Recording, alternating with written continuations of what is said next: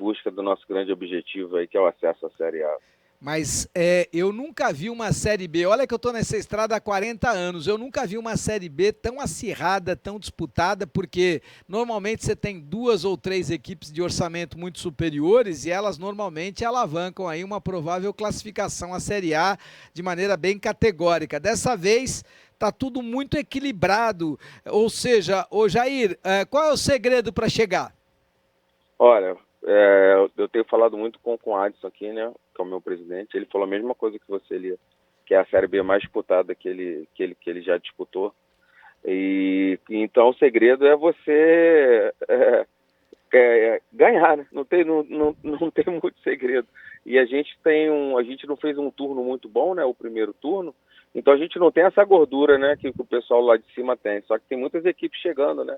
A gente está chegando, a gente já está a 3 pontos aí do G4, o CRB cresceu também, o Ceará também. Então, assim, tem muitas equipes para só 4 vagas. Então, eu acho que vai ser com muita emoção até a última rodada aí, tudo pode acontecer.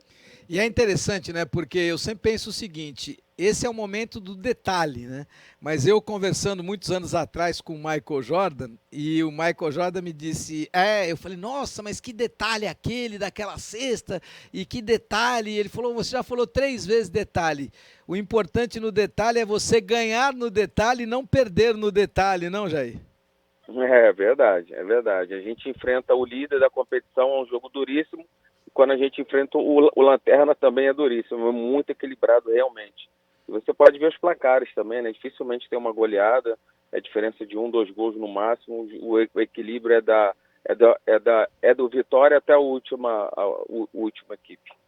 Ô Jair, nós estamos vivendo esse momento de data FIFA, eu acho muito interessante, até o meu editorial de hoje, ele não falou especificamente sobre a seleção brasileira, mas eu falei a respeito da ideia de respeitar a opinião que é contrária à nossa, o direito ao contraditório, mas respeitar também a minha possibilidade de dizer não, né? Eu não sei como é que você é na sua vida, mas eu sou um cara que fala muitos nãos.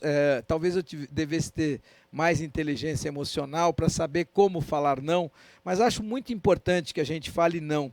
E no mundo hoje, no mundo corporativo, às vezes é muito mais fácil você falar sim, ainda que você dizendo sim, você esteja prejudicando a sua própria empresa. Mas o superior, ele está afeito a que você diga sim e nunca diga não. Como é que você age em relação a tudo isso?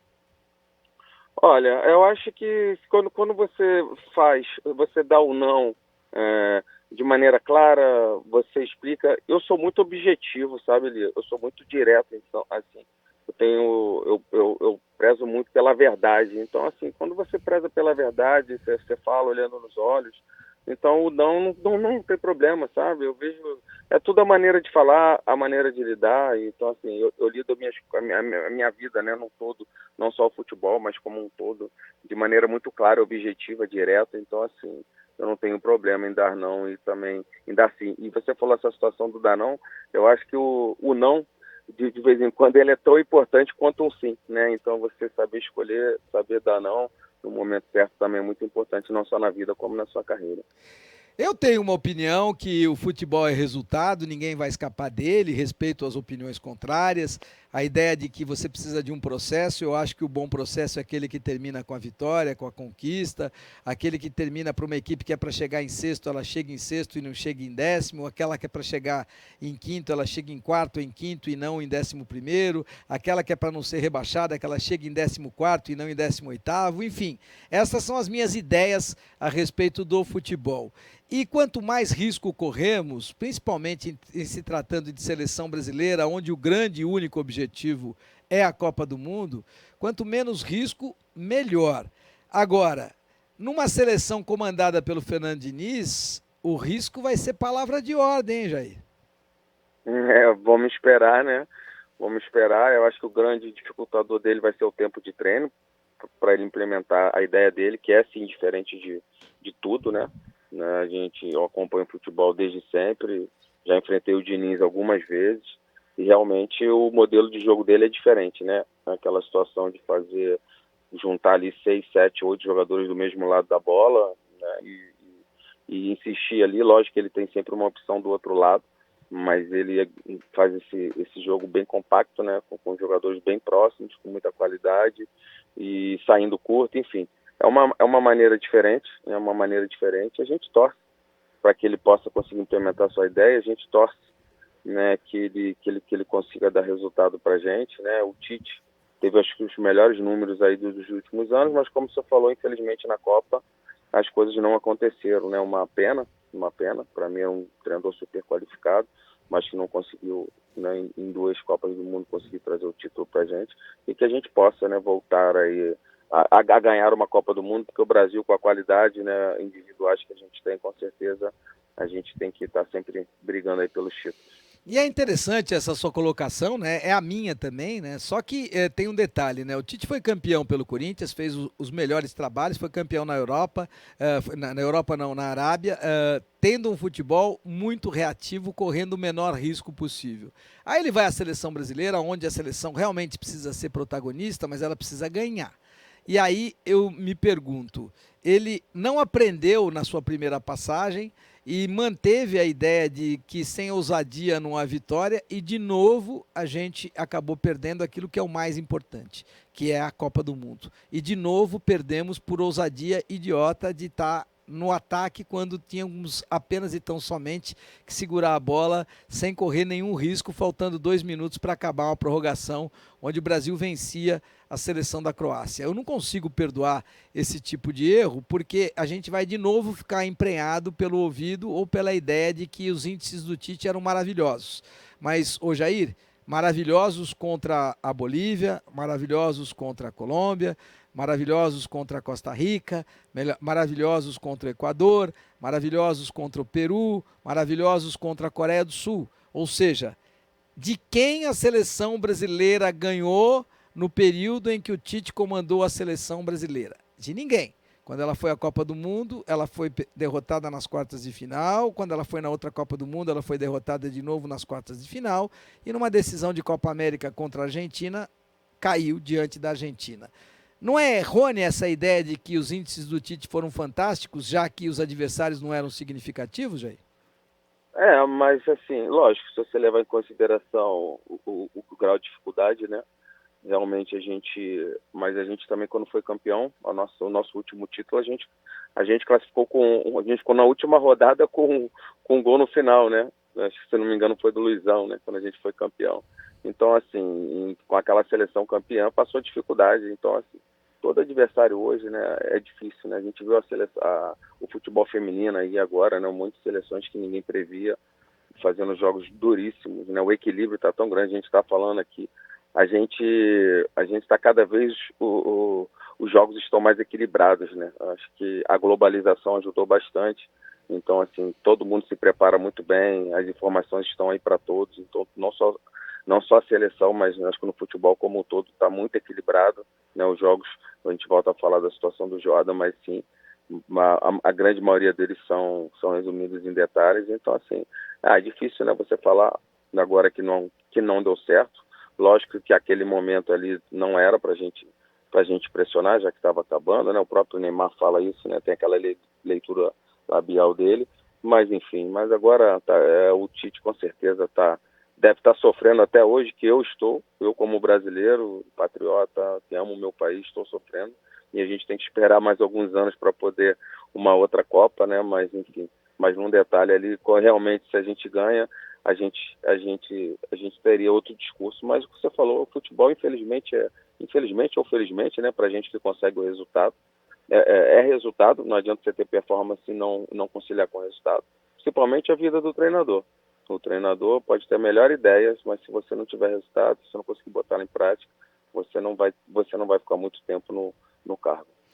E é interessante, né? A gente está vendo o Cruzeiro agora, vários treinadores recusaram a proposta do Cruzeiro, agora o Zé Ricardo aceitou, Mas se a gente não souber o tamanho, será que o Ronaldo não aprendeu? Porque o ano passado ele tinha uma equipe para ser campeã da Série B e foi muito bem. O Pesolano era um cara para ser propositor. Só que jogar a Série B é uma coisa, jogar a Série A é outra. Aí você vai para uma Série A achando que é maior do que é. E aí tropeça e cai. Cai com o Pesolano, depois cai com o Pepa e agora vai cair com o Zé Ricardo, que, com todo respeito, é um cara que tem uma ideia de jogo muito parecida com a ideia de jogo do Pesolano, muito parecida com a ideia de jogo do Pepa, que é ser propositor, que é fazer com que o time marque alto, com que o time tenha protagonismo dentro da partida, sem ter qualidade para isso. Não é um risco, de novo, meio calculado, que as pessoas parecem não entender, Jair?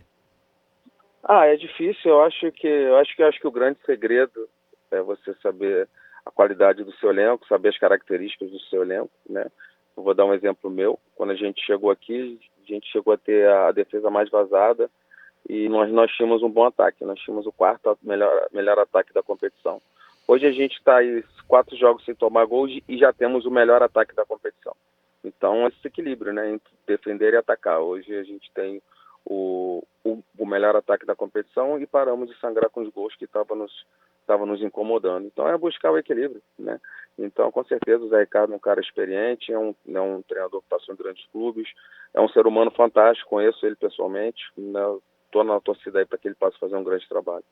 E é interessante, né? Conversando com dirigentes, o seu trabalho tem sido muito observado, porque é exatamente quando você chega numa determinada equipe e com o mesmo elenco o resultado ele fica muito melhor, é trabalho do treinador. E não adianta, não é ser corporativo ou tentar não colocar esse tipo de situação. Existem profissionais que são melhores do que os outros e o trabalho não é vergonha você fazer um bom trabalho e ser reconhecido por ele, não, Jair? Mas assim, eu sempre falo porque as nossas ideias são importantes, mas os protagonistas do futebol são os jogadores, né? São eles que entram, são eles que dão o seu máximo ali, que entregam, tem que estar tomados de decisão a todo momento. E a gente, como comissão, nós somos uma pequena parte dessa engrenagem, né? Dessa máquina, dessa engrenagem chamada Atlético Goianiense aqui. Fico feliz que os resultados venham aparecendo. Como eu falei, a gente não tem margem de erro, porque chegamos a estar 8 pontos aí do G4, hoje temos só 3 pontos, estamos na briga, é verdade, temos um adversário duríssimo, que é o Juventude agora, e que a gente possa conseguir fazer um grande jogo e chegar no G4, que é o nosso grande objetivo. Interessante, né? Olha como é que é a realidade hoje do futebol, não, Jair? Você vai enfrentar o Juventude, que é o sexto colocado, né? Tá 3 pontinhos de você só. É um confronto direto por essa vaga tão importante. E olha que coisa, o Thiago Carpini, que é o técnico do Juventude, também foi meu convidado aqui no programa, ele recusou a proposta do Cruzeiro. Ou seja, a Série B está no outro patamar. Um técnico da Série B, no caso o técnico do Juventude, recusa uma equipe de Série A, no caso o Cruzeiro. Interessante, não, Jair? Verdade, tem grandes clubes, né, na Série B hoje. O Atlético Goianiense é um deles, o Juventude é um deles, que te oferece estrutura, que te oferece material humano, que é importante para a gente trabalhar. Então, assim, por isso que eu acho que ele recusou, né, já que ele está numa ascensão boa também dentro da competição, está brigando ali pelo acesso, já conhece o elenco, enfim. Então, para uma situação, de repente, de sair por um risco, né?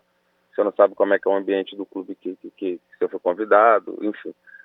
Acho que é difícil, né? Quando companheiros aceitam, a gente sofre um pouquinho, né? Como treinador, quando você larga um trabalho assim, enfim. Mas eu respeito sempre, que a gente também não sabe o dia a dia, né? Então, com certeza, por ele ter recusado, ele acredita no projeto onde ele está, ele acredita no clube onde ele está e que possa ser bem sucedido. E é muito interessante, né? Acreditar realmente no projeto. Esse é um momento que até o dirigente brasileiro começa a entender que você tem que demorar um pouco mais para escolher o profissional que você quer para comandar o seu trabalho, mas tem que dar ele, já que você demorou para escolhê-lo, tem que dar a ele o tempo necessário para que ele possa apresentar o seu trabalho, não, Jair? Mas a gente sabe que isso não acontece, né?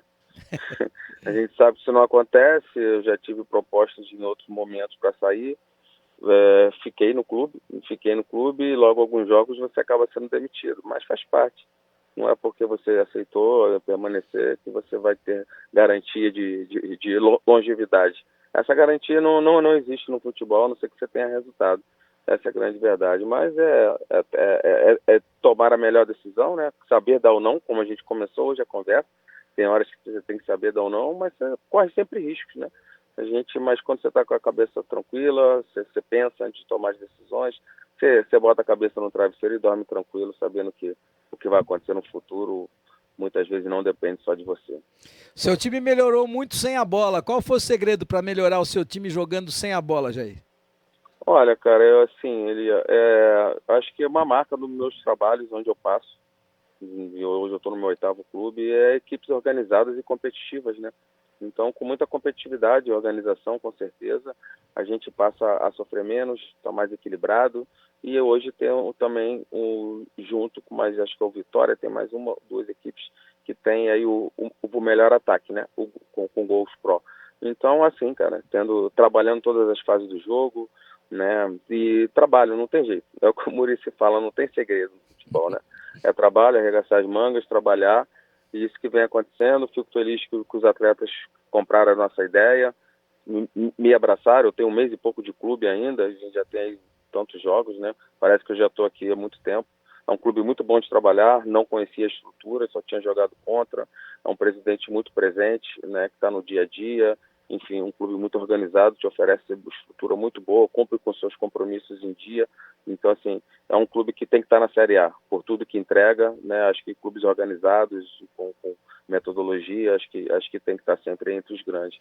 E a gente vai fazer de tudo para que ele possa voltar e disputar uma Série A.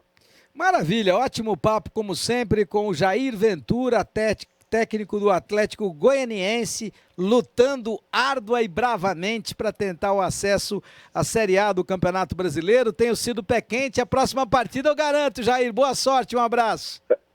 Obrigado, realmente você tem sido pé quente. Espero que a gente vamos pegar uma equipe muito, muito difícil, mas que jogando em casa a gente possa conseguir mais 3 pontos e colar ali no G4. Obrigado pelo convite, um grande abraço a todos.